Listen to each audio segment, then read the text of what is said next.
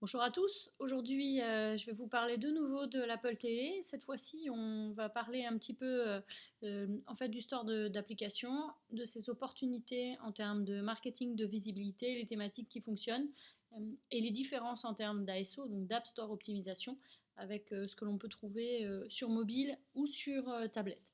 Donc tout d'abord quand on allume l'Apple TV, on arrive sur cet écran où donc on a en haut un carrousel avec ce qui est mis en avant de manière globale sur l'ensemble de l'Apple TV. Donc ça peut être des contenus de type application, mais aussi des contenus de type vidéo, film à louer ou épisode d'une série TV.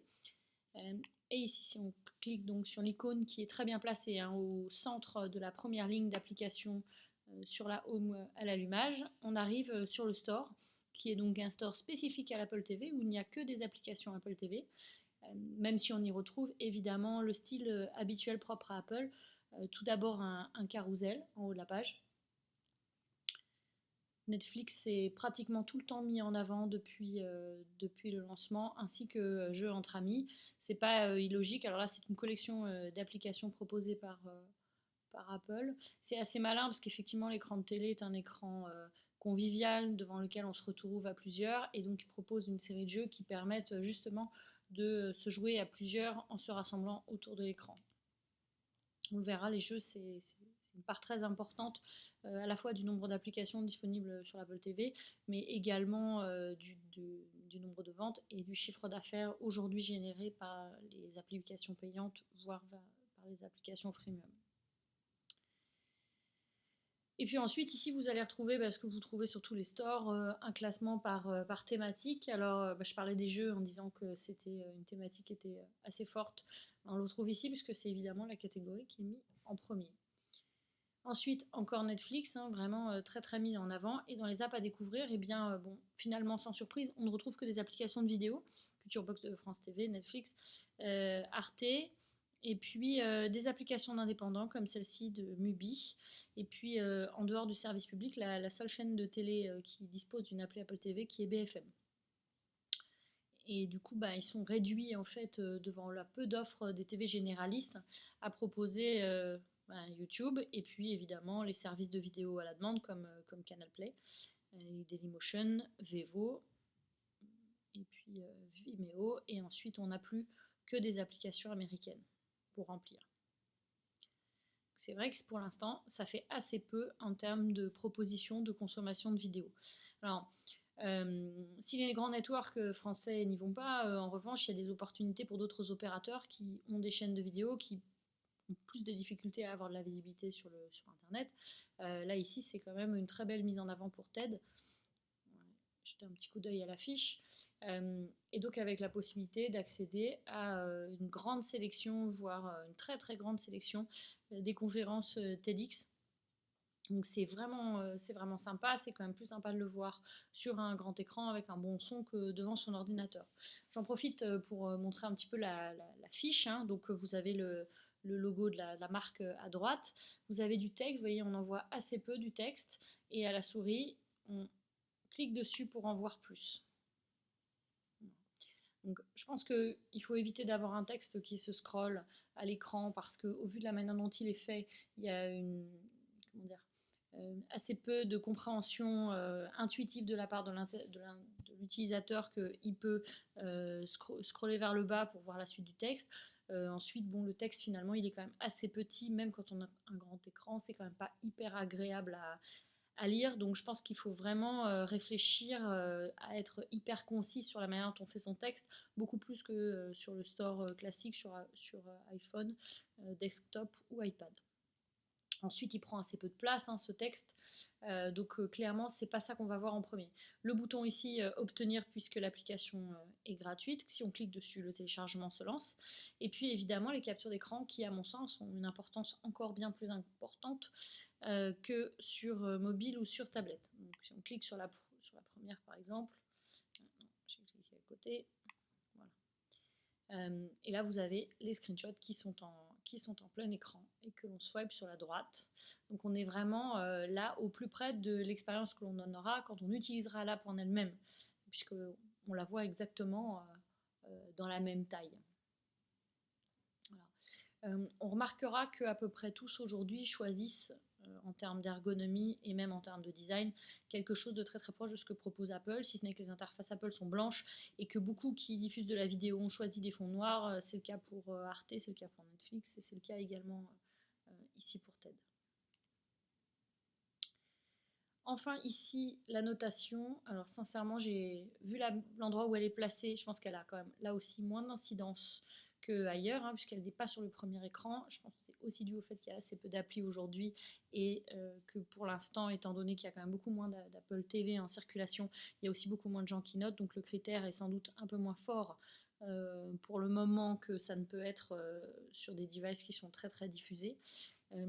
Et l'endroit où c'est placé pousse pas forcément énormément à retourner pour aller noter. Du reste, pour l'instant, je n'ai vu aucune application qui pousse à la notation, comme on peut le voir de manière assez fréquente hein, sur mobile et sur tablette.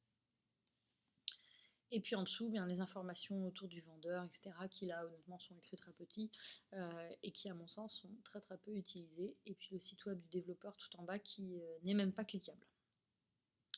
Donc clairement, ici, à mon sens, il y a deux choses à vraiment optimiser. C'est deux lignes de description qui vont être claires, très sexy. Et là, il faudra un peu mixer optimisation mots-clés et puis vraiment discours marketing de proximité.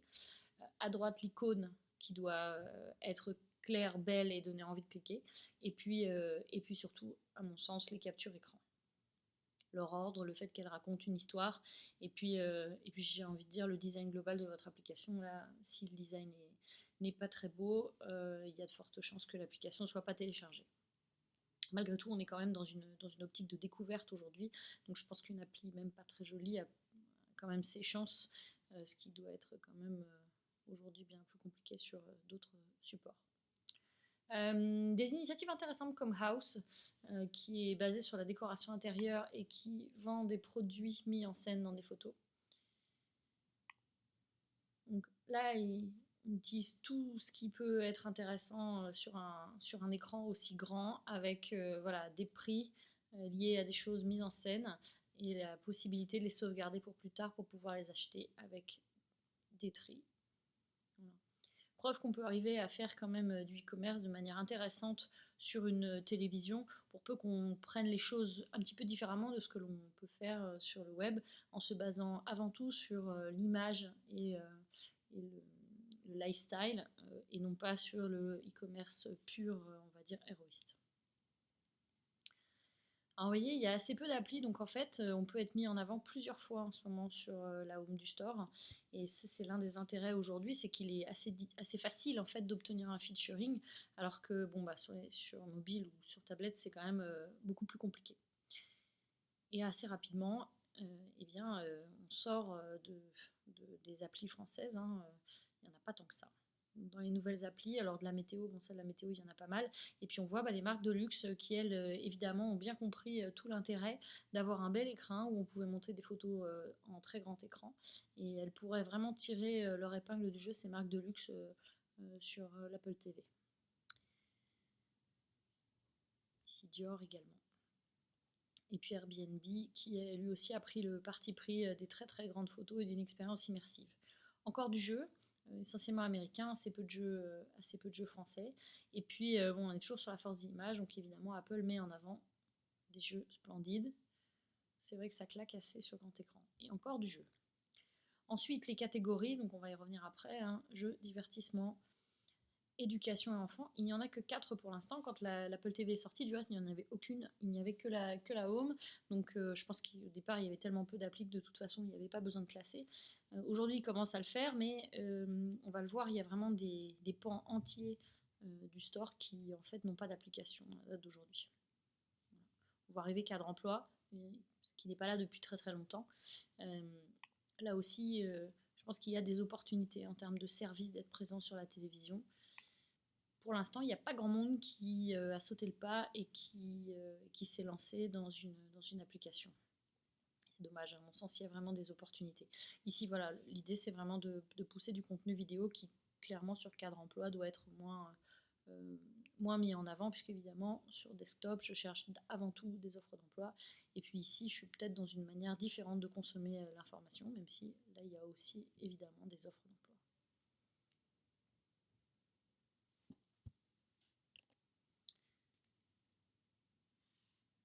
Montons un petit peu dans la navigation par menu qui est tout en haut.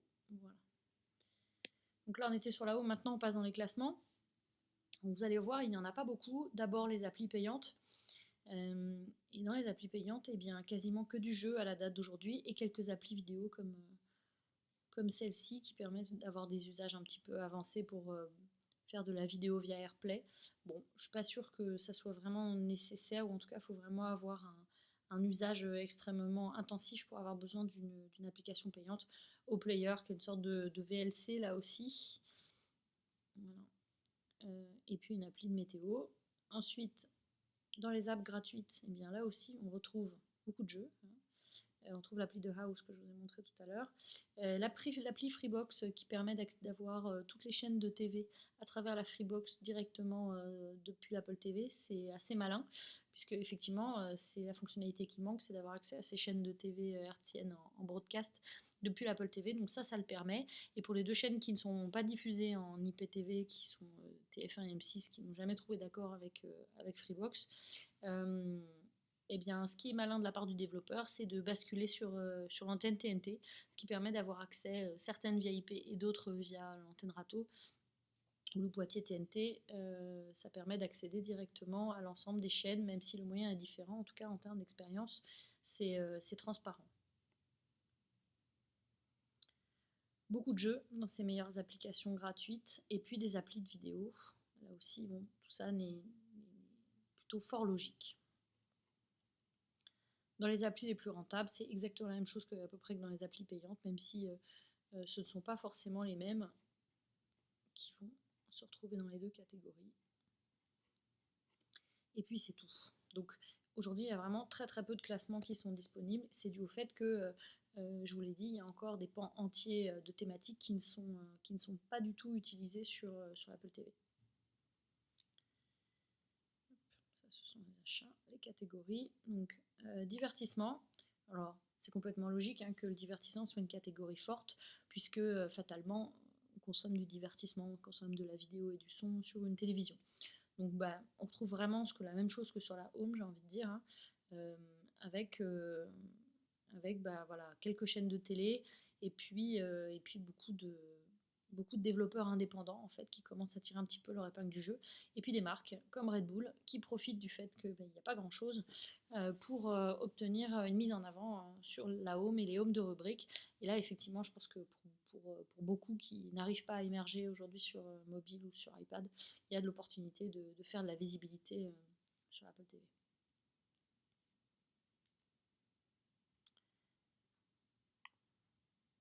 Éducation, évidemment, les enfants passent pas mal de temps à la télé, donc devant la télé, donc quand on parle d'éducation, on parle quand même beaucoup de choses pour enfants, et on retrouve ça de manière assez claire sur la home de la catégorie. Encore une fois, assez peu de choses.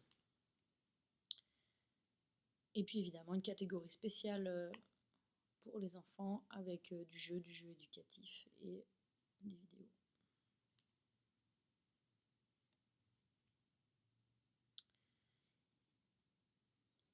Donc il y a vraiment des pans entiers de choses qui sont pas adressées. Et quand on cherche dans le moteur de recherche, par exemple si je cherche de la mode, il me semble que sur la mode il y a quand même plein de choses à faire, plein de choses intéressantes pour des e-commerçants. J'ai vraiment pas grand chose. Donc alors là c'est assez curieux, je sais même pas pourquoi ça sort. Enfin si, je sais pourquoi ça sort, c'est parce que c'est moderne combat, donc mode moderne, donc bon. Je pense que le moteur de recherche pour l'instant est assez large pour arriver à sortir des résultats plutôt que rien. Donc là, on est complètement hors du truc.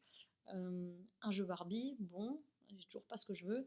Et puis, c'est la même chose que Red Bull tout à l'heure, Mango, qui a été malin et qui s'est dit tiens, il n'y a personne, voyons ça et profitons-en pour avoir un petit peu de visibilité. Et du reste, l'appli est plutôt maligne. Et là, on est toujours sur l'inspirationnel, mais sans oublier le e-commerce.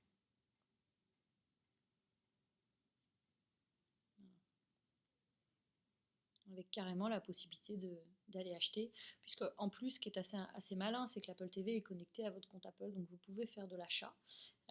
Et Apple a été intelligent de proposer un code simplifié à 4 positions, à 4 chiffres sur l'Apple TV, de manière à ne pas avoir à taper au clavier virtuel 25 caractères de votre mot de passe. On remarque que YaCloser, c'est l'un des seuls acteurs en fait, que l'on va trouver des médias, en tout cas de la presse magazine ou quotidienne, qui soit pour l'instant disponible sur le device TV d'Apple. Alors, justement, on parlait de médias, on va aller chercher de la news, tout simplement. C'est vrai que je peux avoir envie de m'informer.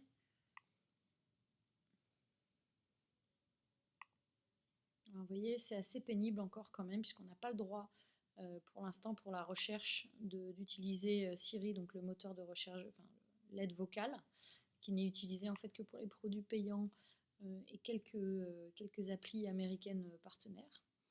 Et donc ça c'est assez pénible, on ne comprend pas bien pourquoi on ne peut pas faire une recherche en éplant à la voix, ça serait tellement plus simple. Il est possible qu'Apple le déploie un peu plus tard. Donc je cherche de la news, j'ai BFM TV, l'OM, là encore une marque Auto Plus qui est arrivée il n'y a pas très longtemps. Bon, c'est quand même assez faible et en termes d'actualité généraliste, en dehors de BFM TV, je n'ai rien.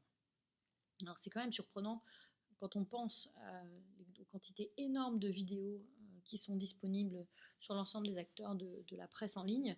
On est quand même étonné que pour l'instant, il n'y ait rien. Donc peut-être que ça va arriver, j'imagine que oui, mais pour l'instant l'absence est quand même assez criante. En revanche, il y a des secteurs qui sont carrément déjà remplis. Alors la météo par exemple. Donc là, si vous êtes développeur indépendant, que vous pensiez faire une appli de météo, je pense que faut peut-être attendre soit un petit peu pour proposer quelque chose de vraiment différenciant, soit trouver une autre idée. Parce que dans la réalité, il y a déjà vraiment pléthore. Voilà, vous voyez, c'est un peu pénible quand même si on a un trackpad. Il faut quand même arriver à viser. Et je pense qu'en termes d'ASO, vous devriez viser des mots assez courts. Parce que le mot de 15 caractères, c'est sûr que les gens vont taper actu plutôt que actualité. Et puis ils vont taper peut-être mode plutôt que vêtements, etc. Donc il faut y penser dans votre choix de mots-clés et dans le texte, l'optimisation du texte que vous allez proposer. Donc voilà, là il y a déjà quand même pas mal de choses. Et finalement, il y a assez peu de catégories, donc les applis météo qui vont être mis en avant par Apple risquent de prendre en fait quasiment tout le marché. Mais on est étonné de voir là aussi pas les meilleurs acteurs des applis météo disponibles sur mobile. Ils n'y sont pas. Et ça, c'est quand même assez surprenant.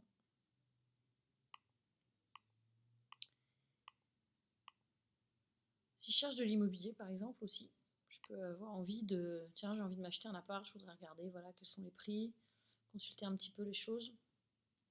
Alors là, on est vraiment très étonné. Eh bien, parce qu'il n'y a rien. Il n'y a aucune application dédiée à l'immobilier. Donc, il y a quand même des pans entiers qui sont aujourd'hui vierges, où il n'y a aucune application, et il y a vraiment des opportunités d'aller se positionner sur pas mal de choses qui sont quasiment déjà inaccessibles aujourd'hui sur mobile, sur iPad. Mais là, clairement, le temps va jouer, c'est-à-dire que plus vite vous serez disponible, plus vite vous allez prendre les parts de marché, et plus vous avez de chance. On s'est parlé des fiches. Peut-être un dernier point à prendre en considération en termes d'ASO sur l'App Store, c'est à part que finalement c'est beaucoup plus facile que sur mobile ou sur tablette, pour émerger, pour obtenir un featuring en première page, l'une des choses qui change vraiment, c'est l'icône. L'importance des screenshots, j'en ai parlé tout à l'heure, mais l'icône qui est beaucoup plus grande et qui est au format télévision, donc il y a quand même beaucoup plus de place pour s'exprimer. Et à mon sens, l'icône a encore plus d'importance ici qu'elle ne peut en avoir sur le téléphone, aussi parce qu'elle est plus grande. Et puis un autre point, c'est que si on sort du store,